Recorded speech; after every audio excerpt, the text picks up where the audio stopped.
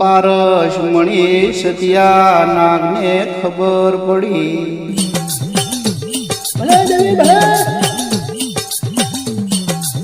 કારણ કે આ તો બધું જાણતો તો થઈ ગયેલું થવાનું થશે એવી એને બધી ખબર હતી।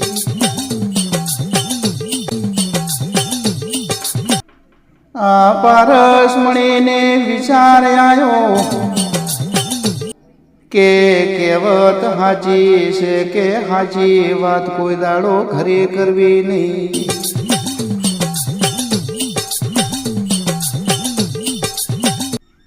જીવનમાં બૈરાને હાજી વાત ના કરવી અને જઈને વાત મારા દુશ્મનના કોને વાત પડી એવી અને જાહેર કર્યું।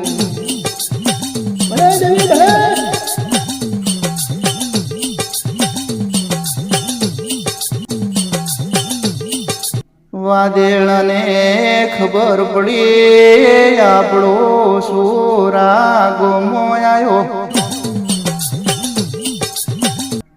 એટલે ઓલી બઈ પોળી ભરીને ઘરે જઈ એટલે આ સતિયા નાગે કીધું,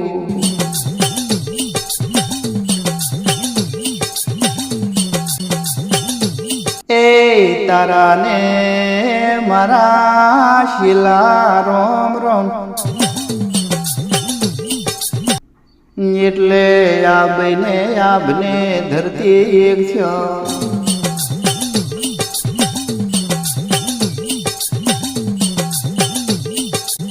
આ બોમણની બઈની ઓખમાં એક હશે શ્રાવણ, બીજી હશે ભાદરવો ભરવા માંડ્યા।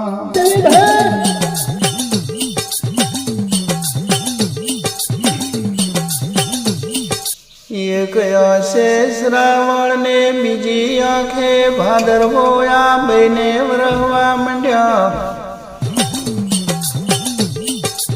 એટલે ઉલા બોમણે જોયું કે આ બઈને દુઃખ લાગ્યું છે, પણ કે આ જાણતી નહીં કે હું મનુષ્ય અવતારમાં રૂપ ધારણ કરીને આવ્યો છું।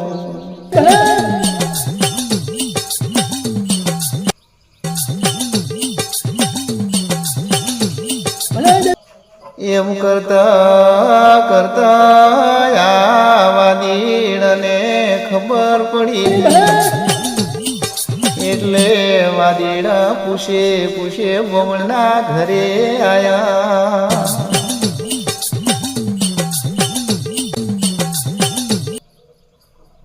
કામરૂ મલકની વિદ્યા જોણતી તે મુરલીઓ વાંચી, બોમણના વેહમાં રેનારા નાગને ખબર પડી કે આ દુશ્મન તો મારી ચેડે ચેડે આયા। લાઈને ઓયથી હવે મારે છેટાની વાટ પકડીને કશ વાગડમાં ઢરવું।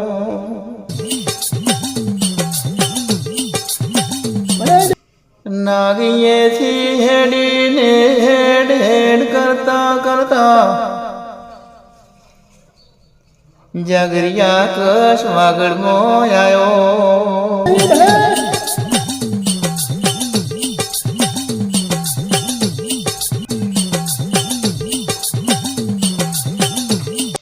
કહેવત કે સાચી છે કે જેના લેખમાં લખેલો હોય એને મળે, બીજા કોઈને મળે નહીં।